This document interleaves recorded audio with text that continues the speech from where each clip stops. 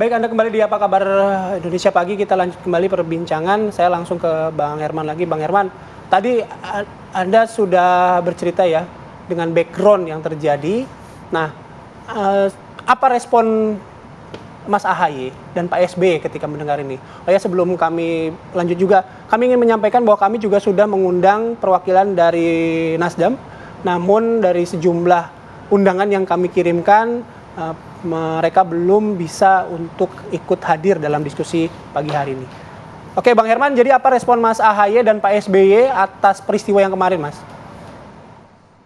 Kami ini kan memiliki standar moralitas dan etika yang menjunjung tinggi kebersamaan, menjunjung tinggi etika politik, dan tentu melihat kejadian-kejadian seperti ini menjadi aneh. Bagaimana nanti kalau sudah berjalan koalisi ini memimpin negara, bagaimana kalau nanti presiden ini menjadi pimpinan negara? Komit saja tidak, dan bahkan dalam memutuskan sesuatu mengutus utusannya. Kenapa tidak secara gentleman datang dan menyampaikannya gitu ya? Apa yang terjadi sebetulnya di pihak sana? Nah, kalau tanggal 25 Agustus ada surat yang nanti juga kami bisa tunjukkan gitu ya. Dan kemudian pada tanggal 30 Agustus ada utusan yang menyampaikan membangun koalisi baru bersama dengan PKB, tentu ini jauh dari etika moral politik yang baik.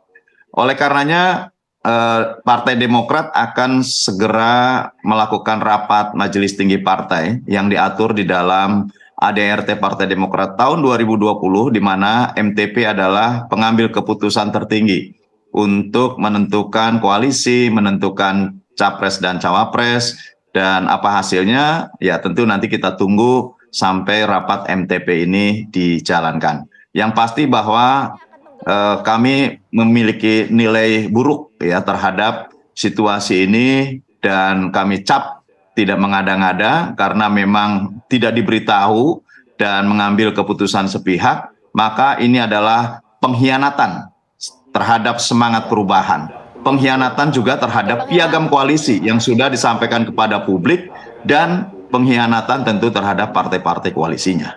Oke, kita tangkap poinnya Bang Herman. Saya sebelum ke Mas Umam, biar ini nyambung juga diskusinya.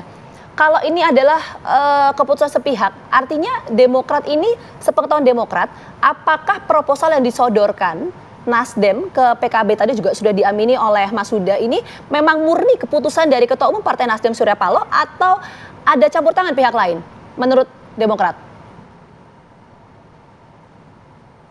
Ke siapa ini? Ke Bang Herman.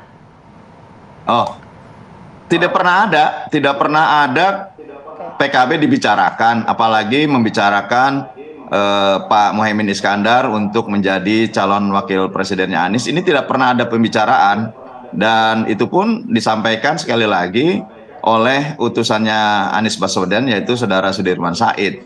Yang sampai saat ini, sampai tadi malam kami melakukan rapat yang dipimpin langsung oleh Ketua Umum dan Ketua MTP, tentu tidak pernah ada pernyataan-pernyataan lain, baik dari Pak Surya Paloh maupun dari Anies Baswedan. Ini menurut saya bahayalah untuk tatanan kenegaraan berbangsa dan bernegara ke depan, kalau kemudian moralitas kita hanya sepanjang untuk kepentingan diri dan kelompoknya. Ya, maaf Bang Herman, sedikit saja tadi belum terjawab pertanyaan saya. Ini memang murni keputusan sepihak dari Pak Surya Paloh, atau ada campur tangan pihak lain kalau menurut Bang Herman? Singkat saja sebelum kita ke Mas Umam. Kalau melihat rangkaiannya, kan sebelum ada keputusan ini Pak Surya dipanggil ke istana gitu ya.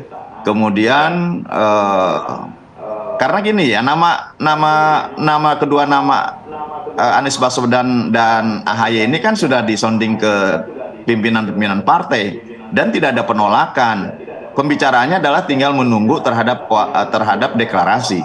Tapi setelah Pak Surya Paloh menemui Presiden, kemudian ada perubahan sikap, dan kemudian memutuskan sepihak, setelah itu kan ada pertemuan kembali dengan Presiden. Artinya ya menurut kami terindikasi ya bahwa memang ada campur tangan pihak lain di dalam menentukan koalisinya Nasdem dengan PKB.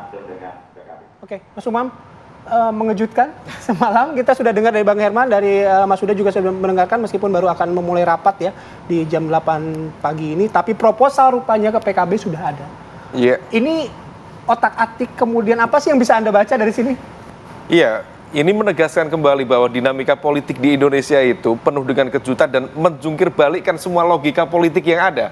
Dan apa yang tadi disampaikan oleh Pak Herman Hoiron misalnya, kalau misal memang betul surat itu sempat sudah ditulis pada tanggal 25 Agustus, itu kan artinya baru kemarin. Kita bahas minggu lalu sama di sini. Kita juga bahas minggu lalu di forum ini juga, dan kemudian di level itu kalau misal kemudian tadi yang disampaikan oleh Pak Herman, maka berarti ketum AHY dari Demokrat itulah yang kemudian diedarkan di masing-masing pimpinan partai. Artinya apa? Kalau misal kemudian itu di level itu sudah dimatangkan dan kemudian ada satu perubahan, maka pertanyaannya sejak kapan perubahan itu dalam konteks ini ya, apalagi pengambilan keputusan dengan membuat skema baru antara Nasdem dengan PKS itu dirumuskan.